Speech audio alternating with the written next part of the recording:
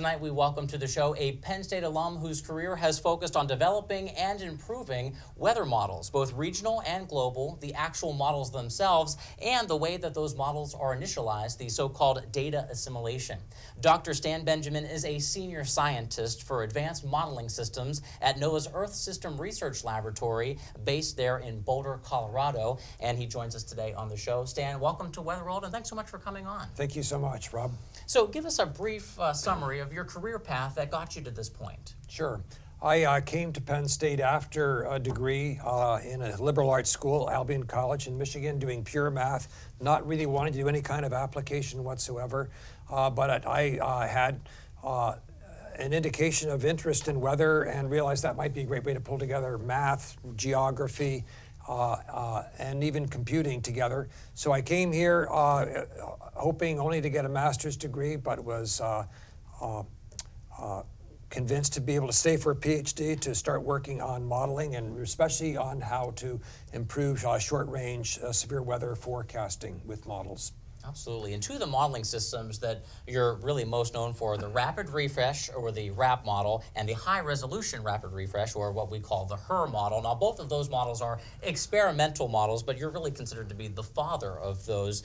What's so unique about these models? What's unique about them is using observations to update on an hourly basis for short-range decision-making, like aviation, for instance, where pilots need to make decisions, how can I fly over the next 6 to 8 hours, and be able to have the latest observations to be able to give the best data for that. But lots of other decision makings, even about flooding, about renewable energy, about lots of areas to be able to use that kind of quick updating information that's updated every hour. So updated every hour, and how far out do those models go? The models actually go out now to 24 to 36 hours, being updated on an hourly basis.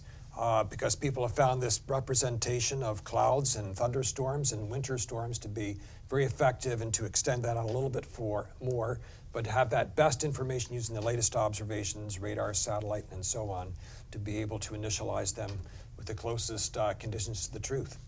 So let's talk a little bit about a specific model of your choice. You've worked with many, but how many lines of code, what kind of computer language? I guess give us some of the back end on what's all involved with these models. Sure. The HER model, the high-res rapid refresh model, uses a version of the NCAR Community Weather Research and Forecast model. It has about 360,000 lines total in it, but we think we probably use only about maybe 10 to 15% of that overall. Data assimilation, probably quite a bit less than that, maybe 100,000 lines of code. Certain aspects of it for radiation that taking up a main majority of those number of lines of code. How long does it take for the model to run, say, a 24-hour forecast? 24-hour forecast would run in about 30 minutes to be able to do that with the 3-kilometer high-resolution rapid refresh model. Absolutely. On about 14 to 1,500 processors. So let's say that some model users discover a consistent problem that, or in the forecast, maybe a bias in some of those models. How do you drill down on that problem? Yeah, I really appreciate that you asked that question, Rob. We end up having kind of a group detective process that takes place. We sit in a room about the size of this room here right now, maybe 12 to 15 of us, something like that. And we would have hypotheses about what went wrong to be able to have this systematic error in a model.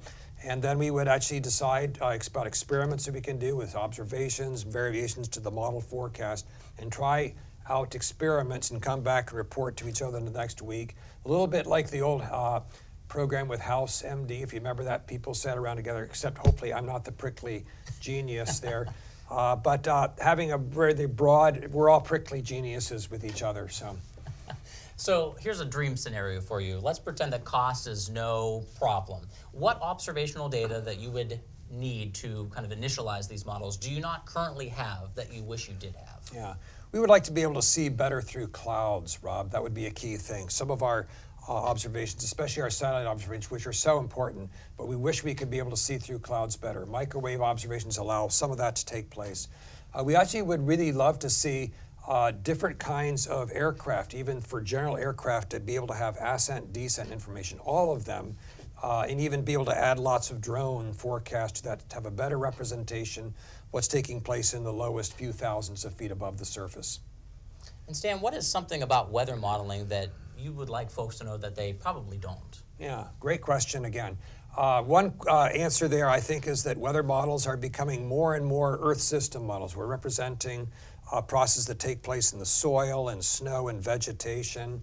Also, even in radiation, having representation of aerosols that happen to come from, let's say, forest fires or other kinds of forest processes. These are actually critical to be able to improve our weather forecasting and have this representation together. And last question, we're almost out of time, but what do you see as the biggest potential breakthrough in forecast modeling within the next 5 years? Yeah, I think in general it's going to be about having this better probabilistic information to be able to allow people to make even better choices than they do right now by the possibility of these different specific outcomes that they care about for their particular problem, and to be able to see what's the possibility of that, and then to be able to improve that decision making. Dr. Stan Benjamin, thank you so much for coming on Weather World tonight and sharing some of your knowledge and really just impressive background on weather forecast modeling. We really appreciate all of your contributions to the field. That's just about all the time we have for now, but we'll be back in just a moment with a recap of your short-range forecast.